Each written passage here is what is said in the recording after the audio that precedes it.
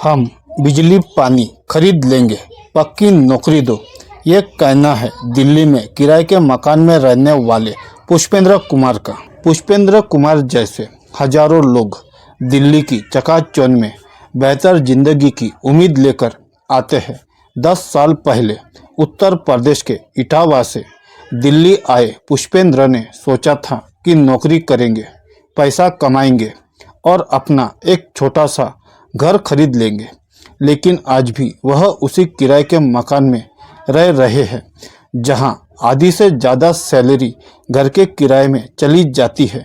वह बताते हैं 10 साल पहले लाइफ सेट कर लेंगे, लेकिन यहाँ तो सिर्फ जीने के लिए ही संघर्ष करना पड़ रहा है। किराया इतना ज़्यादा है कि बचत करना असंभव है।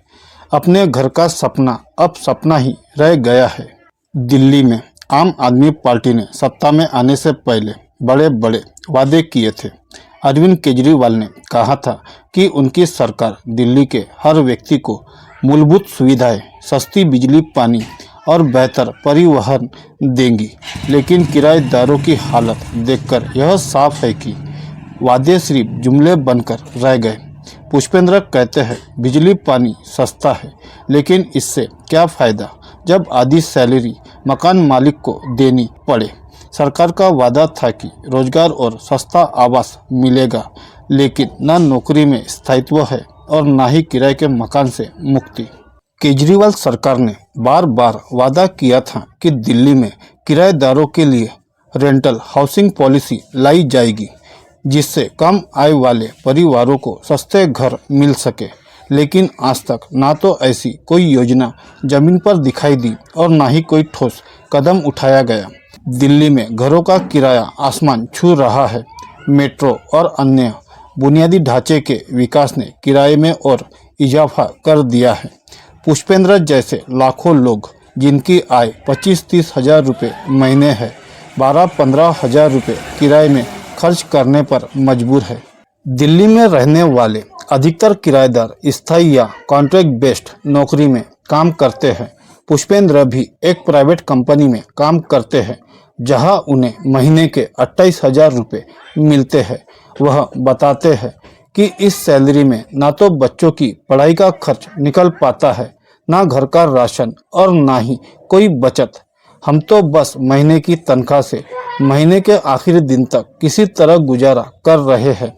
सरकार को चाहिए कि स्थायी रोजगार उपलब्ध कराए, ताकि लोग बचत कर सके और अपना घर खरीदने का सपना पूरा कर सके।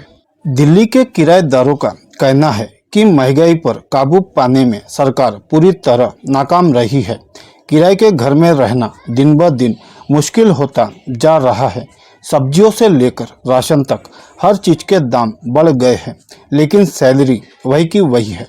पुष्पेंद्र कहते हैं अगर सरकार महंगाई नहीं रोक सकती और हमें स्थायी नौकरी नहीं दे सकती, तो कम से कम सस्ते किराए के मकान ही उपलब्ध करा दे। बिना अपने घर के ही मर जाएंगे। ऐसी सरकार से क्या उम्मीद करें, जो गरीब और मध्यम वर्गों को नज़रअंदाज कर रही है। दिल्ली जैसे शहरों में प्रॉपर्टी की कीमतें इतनी बढ़ चुकी है कि मध्यम वर्ग के लोगों के लिए घर खरीदना असंभव है।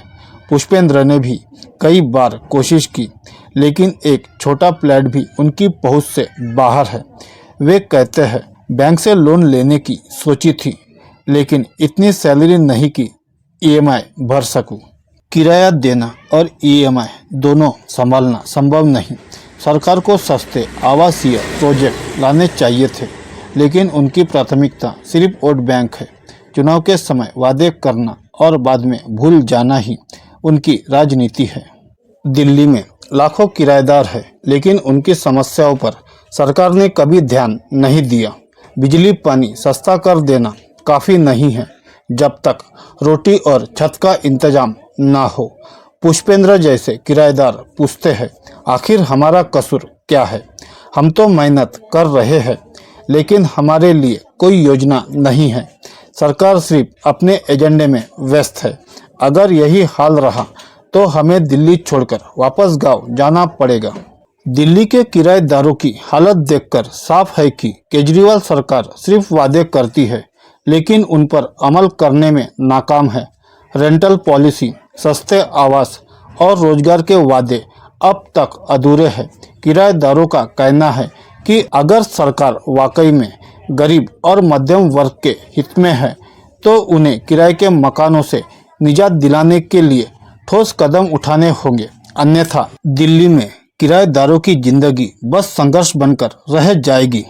दलित टाइम्स के लिखे इस लेख पर आपकी क्या प्रतिक्रिया है, हमें कमेंट करके जरूर बताएं। वीडियो को लाइक और ज़्यादा से ज़्यादा शेयर जरूर करें और हमारे चैनल को सब्सक्राइब करना ना भूलें।